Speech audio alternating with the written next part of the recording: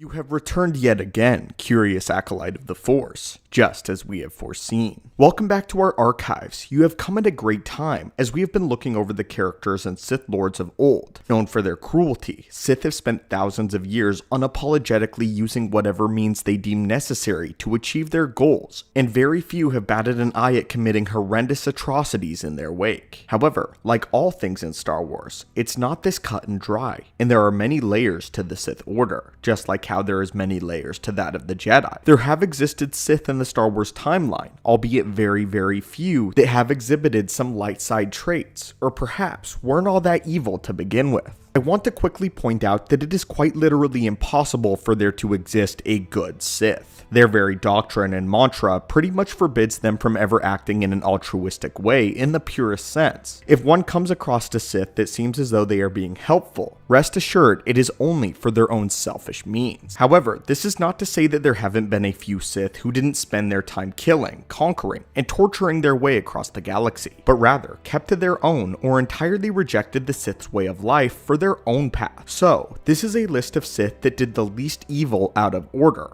Among this list, we will be ranking them from a place of not so evil to actually borderline light side. So now, my friends, let's hop into it. Starting off our category is the Sith that are pretty much still dark side in nature, but are not as evil as the rest. In this category, we have Darth Mar. The Sith existed during the time of the Old Republic, and was a contemporary with Darth Malgus and Valkorion. We're putting Darth Mar higher up on this list because he was one of the main Sith Lords in charge of the Council of the reconstituted Sith Empire, and as such, he did lead the Sith army into the war with the Republic. He had a zealous thirst for battle as he thought that conflict was the only way for a society to truly evolve. He was an intimidating opponent who was known for never showing his face or ever removing his mask. His visage terrified one man, a Moff named Zexarion, so much so that it drove him to take his own life. Despite the shocking amount of troubling facts about Darth Mar, we can't help but allow him a seat on this list as all of his actions were in service to his ideology, an ideology that was very different to the rest of his Sith colleagues. While we don't think that this end doesn't justify the means by any stretch, we cannot deny the fact that Darth Mar was simply much more passive than his contemporaries. You see, Mar believed in the construction of society and was convinced that war was the method to do so. He believed that conflict was the only way that life evolved and grew stronger. And unlike many Sith, especially of his era, Darth Mar's view was that death was inevitable and that only cowards tried to avoid that which was necessary. Darth Mar also began to distance himself from the conflicts and infighting amongst his Sith brethren. The backstabbing repulsed him, and that was one battlefront that he saw was regressive and damaging to the Sith Empire as a whole. Mar was frustrated with the bigotry and self-indulgence among the Sith leaders, and thought that they were making the Empire vulnerable,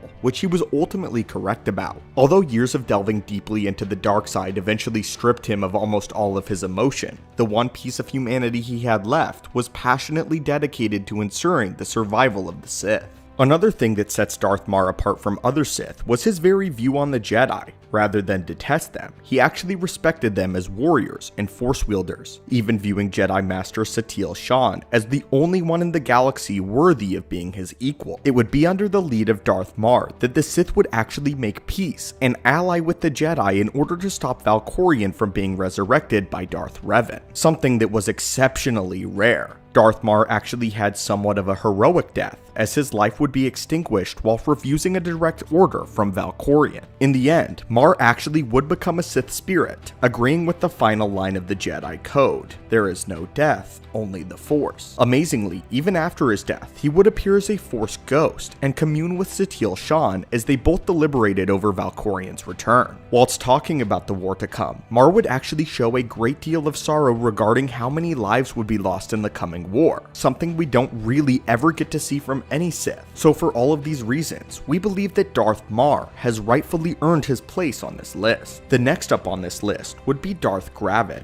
a Sith that has crossed our discussion before on more than a few occasions. As just a quick brush over the history, you'll remember Gravid as the Sith that attempted to merge Jedi and Sith lore, and was therefore driven to madness as a result. after which he had attempted to destroy all the Sith knowledge in order to remake the Order before he was ultimately slain by his apprentice. We placed Grait on this list because we decided that there had to be something of note within him that would have drawn him towards Jedi teachings. In fact, he became obsessed with it and wanted to introduce compassion and empathy into Sith lore itself, but of course failed to do so in the end. Once a Sith crosses a line and starts down this light side path, they have made a pact with the dark side that they have now rejected. The dark side has claimed them though in the end, and will not easily ever let them go. So it takes a great deal of strength to break from the clutches, and unfortunately, Grait just didn't have said strength. As we explained in our video all about Darth Grait, we reasoned that he went mad because he was trying to merge the two most extreme views of the Force into one thing. It wasn't like he was trying to walk a balance of light and dark. No, my friends, he was trying to merge the Jedi and the Sith, two diametrically opposed views on the Force that simply cannot coexist with one another. Grait went mad because he tried to console the Jedi and Sith teachings in order to achieve more power. One cannot be selfless for selfish reasons, or use hatred compassionately. This is just madness, which is exactly what happened to Grait. I think a common misconception about Grait specifically is that he was trying to create balance, or that he was somehow justified for his actions. I don't think Grait was a good person in the slightest, because he clearly wanted Jedi knowledge for its power. Otherwise, he wouldn't have gone crazy. He didn't try to destroy and remake the Sith because he thought the Sith should be stopped. He wanted to remake them into something else entirely that would still take over and conquer the galaxy. Grait was a madman, and the only reason he's not higher up on this list is because he killed a lot less people than Darth Mar did. Despite all of his efforts, he didn't accomplish much in either way. He didn't progress or stop the Sith in any meaningful capacity. He just set them back a few years. Of course, all of you probably anticipated this one. When talking about the Sith who hadn't done much evil at all, it would be impossible not to mention the very inspiration for this video, Darth Vektivus. This name is another that very frequently gets mentioned on this channel, but why wouldn't he be?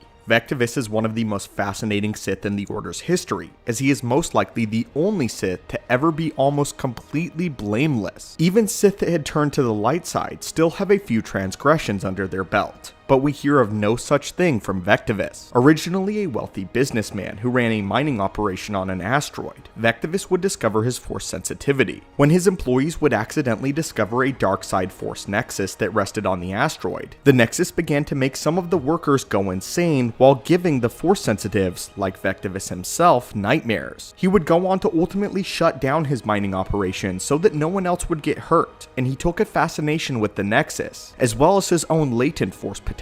By greasing a few palms, Vektivus would use his wealth and influence to not only keep the strange occurrences quiet, but also seek out a Sith master. This was the Rule of Two era for the Sith, so a Sith master would be hard to come by, but Vektivus did end up finding one. We aren't told why specifically he chose the Sith, but it could be a myriad of different reasons. Perhaps he knew he was too old to be taken in by the Jedi. Maybe he just didn't like the Jedi for some reason or another and wanted any master he could find.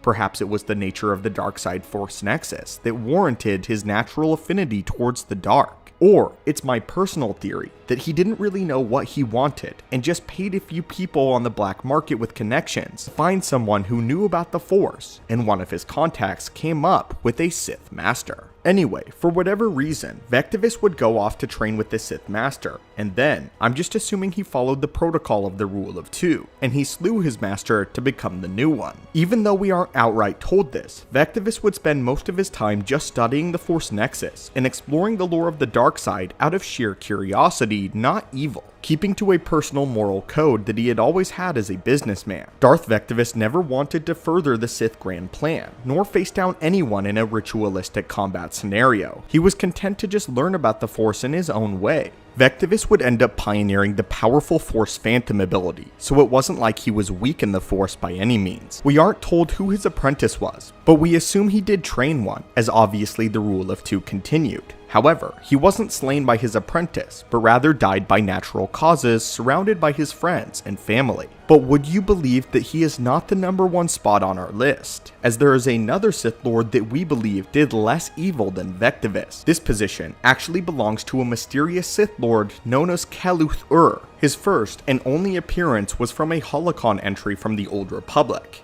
Kth Ur was actually an ancient Sith Lord that had come to the conclusion that peace was the true way to strength. His exact quote goes as follows. It's a lie. Fear is a lie. Passion, a lie. Fear gives temporary power, and passion is easily manipulated. Real strength in the Force comes when one is no longer afraid. And one can purge fear when one stops grasping after power, after things, after life itself, and allows the Force to guide him.